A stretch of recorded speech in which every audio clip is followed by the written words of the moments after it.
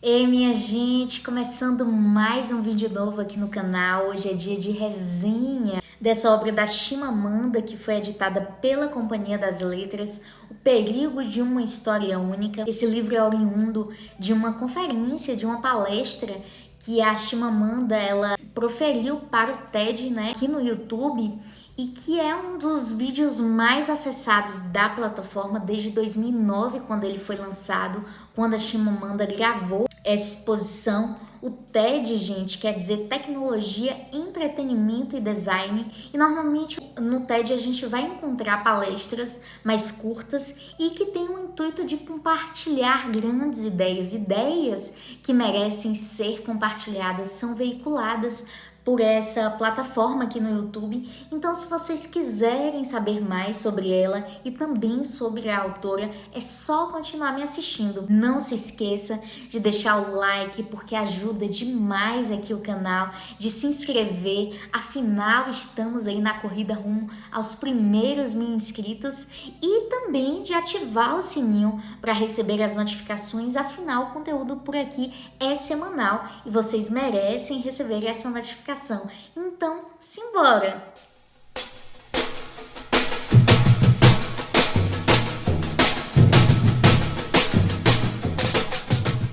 Então, minha gente, eu acho muito difícil que vocês nunca tenham ouvido falar da Chimamanda. Ela é uma autora nigeriana e que tem recebido vários prêmios literários por obras como No Seu Pescoço, Hibisco Roxo, Americana. Confesso que ainda não tive a oportunidade de ler essa grande autora, e recentemente, em 2019, a Companhia das Letras resolveu transformar em livro a palestra da Chimamanda, que ela proferiu para o TED no YouTube. É até hoje um dos vídeos mais acessados da plataforma, mesmo depois de 10 anos de publicado. Afinal, ele foi publicado em 2009 e a obra foi editada em 2019.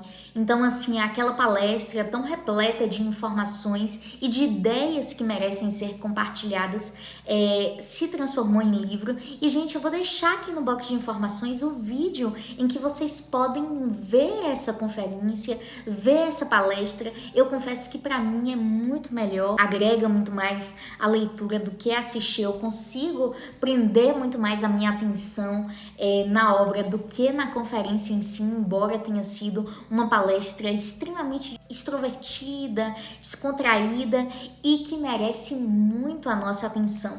Perigo de uma História Única, a Chimamanda vem apresentar várias histórias. Uma delas, a sua história de vida. A Chimamanda nasceu em 1977 na Nigéria, é filha de um professor universitário e de uma administradora, fez parte, digamos assim, de uma classe média nigeriana. E o que a Chimamanda vem traduzir através de sua palestra está relacionada a vários conceitos, muitas vezes difíceis de serem compreendidos, mas que através dessa conferência se tornam muito elucidativos e muito fáceis de serem entendidos. Ela vem nos falar sobre decolonialidade, sobre multiculturalismo, sobre interculturalidade, só que tudo isso de uma maneira muito simples. Ela começa narrando a sua história de vida, os seus contextos de alegria e também de dificuldades, já que ela nasceu num período ditatorial, então isso afetou a sua vida também, a vida da sua família.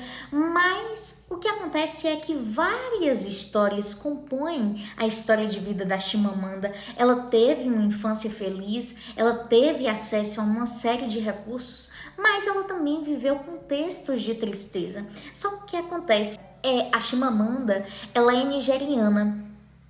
E nós, no Ocidente, temos uma visão da África, que, em primeiro lugar, está relacionada à África como algo uno, como algo único. Muita gente nem sabe sequer que a África é um continente e não um país. E as histórias que nós acostumamos a ouvir aqui no Ocidente em relação ao continente africano, em relação aos países africanos, é sempre uma narrativa de catástrofe, é sempre uma narrativa de de fracasso, é sempre uma narrativa de miséria. E o que a Chimamanda vem nos dizer através dessa conferência é que são muitas as histórias das pessoas que estão ali fazendo parte da Nigéria, das pessoas que vivem nos demais países da África, das pessoas que compõem aquele continente, exatamente porque a gente se acostumou a ter esse tipo de história, porque a história que permanece, a história que foi consolidada em relação ao continente africano é uma história de estereótipos. E como ela vem nos dizer, o estereótipo ele não é falso, ele não é mentiroso, mas ele é incompleto. E quando a gente tem uma percepção que é fundada nos estereótipos, a gente tende a engendrar um movimento de desumanização e de retirada da dignidade de uma série de pessoas, de uma série de populações. Isso acontece em relação a quem é africano, mas isso acontece em relação a inúmeras outras populações no mundo. E aí, para relatar isso, para nos traduzir isso de uma maneira didática, ela vem nos contar várias histórias. Uma das histórias que a Chimamanda conta é a história do Fid, que é uma criança que num dado momento vai trabalhar na sua casa.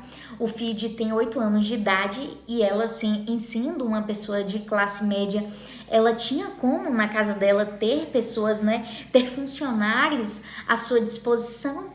E veja bem, o Fid é retratado pela sua família como alguém pobre, simplesmente como alguém pobre. E a mãe, quando ia fazer repreensões relacionadas ao desperdício, ela dizia: olha, não desperdice, existem pessoas muito pobres como o Fid, por exemplo. Só que vejam bem, o que a Chimamanda foi, a história única que foi relacionada ao Fid era sempre uma história de pobreza, de miséria, e num dado momento ela descobre que não é só isso que faz parte da vida do Fid, da família dele. Eles são pessoas que produzem arte, são pessoas que têm inúmeros outros contextos compondo a história de sua vida para além da pobreza, para além da miséria. E aí, para continuar essa narrativa de construção, de desconstrução da ideia de que uma história única é o suficiente para que nós conheçamos a realidade, ela relata também a sua passagem, para os 19 anos, quando ela vai para os Estados Unidos fazer faculdade, e lá ela encontra uma colega, de quarto. Ela divide o quarto com uma amiga que é dos Estados Unidos, e ela se impressiona com o inglês da Chimamanda, mas ela diz que o inglês é a língua oficial, é uma das línguas oficiais da Nigéria.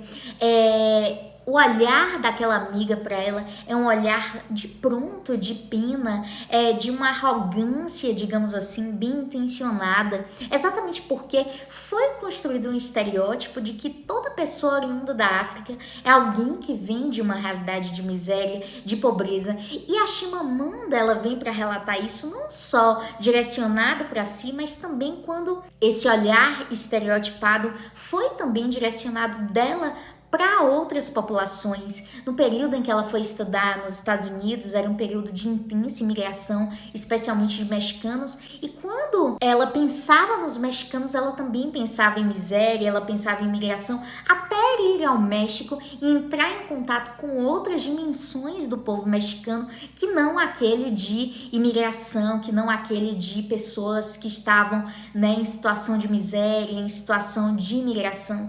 Um outro fato que ela relata, que é bem interessante também, é de quando ela apresentou a sua primeira obra, para um professor de escrita criativa, e ele disse que não é uma obra autenticamente africana, porque na obra dela, ela não relata, especialmente no primeiro romance, uma história de miséria. Não, são pessoas que dirigem, são pessoas que vivem um cotidiano, que adquirem coisas, são pessoas que têm uma vida que transcende essa realidade de catástrofe que a gente está acostumado a imaginar, que a gente está acostumado a assistir. E é aí que ela vem dizer que o que contribui para esse tipo de consolidação, desse tipo de verdade em relação à África é exatamente a literatura ocidental, e ela vai citar como exemplo um relato do John Locke de uma viagem que ele fez ali entre o século XV e XVI, e ele vai relatar o povo africano como pessoas sem casa, como